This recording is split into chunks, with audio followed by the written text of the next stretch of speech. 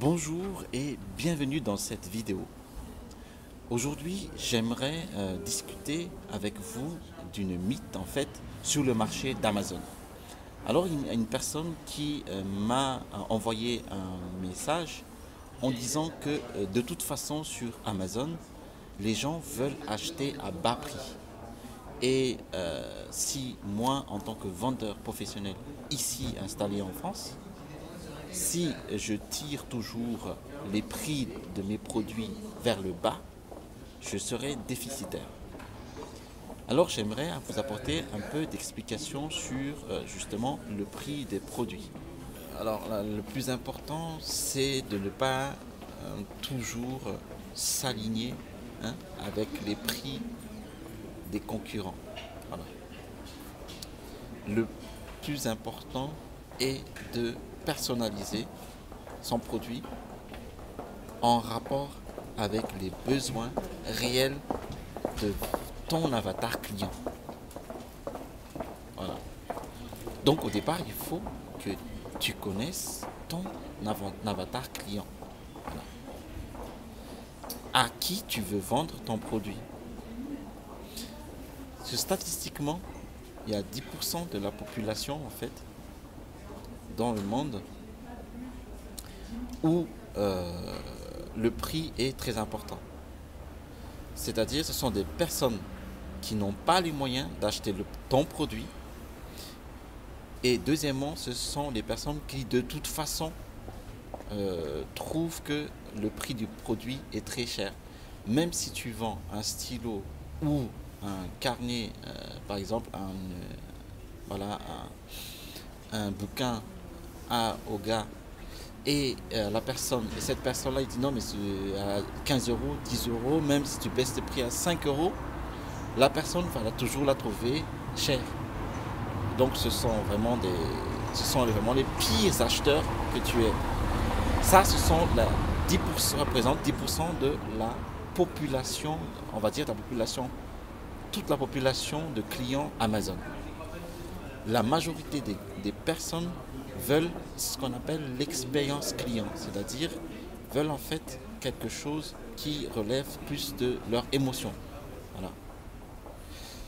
D'abord, ils ressentent l'émotion dans le produit, c'est-à-dire que quelque chose leur fait du bien, quelque chose qui leur touche à leur valeur propre, valeur humaine. Voilà. Donc, par exemple, on a pris l'exemple de la personne qui fait du yoga. Cette personne-là veut acheter un tapis de yoga, mais qui correspond à ses propres valeurs.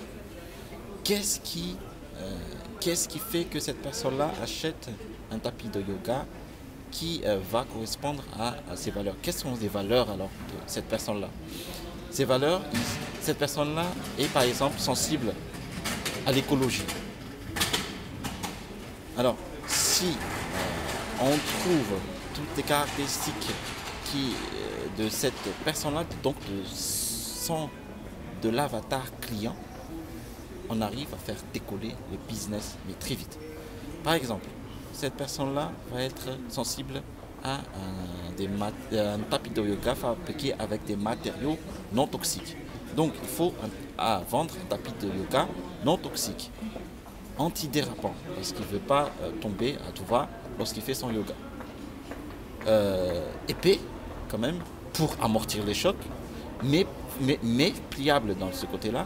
Et cinquième chose, c'est que ce tapis de yoga est fabriqué avec des matériaux naturels, mais quand même avec des matériaux bio, parce qu'ils sont sensibles aussi à des matériaux bio.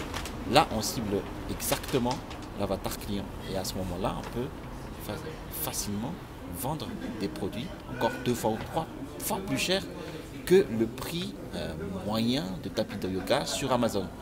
Par exemple, en ce moment, le tapis de yoga, il se vend à 15 euros. C'est le prix moyen. Il y en a qui vendent à 8 euros ou 9 euros. Et voilà.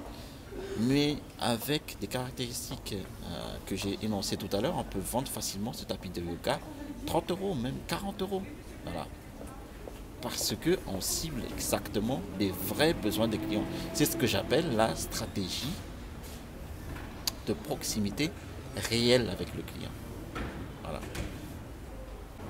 J'espère que les explications que je vous ai apportées aujourd'hui vous a un peu éclairci sur ce sujet brûlant de prix des produits sur Amazon.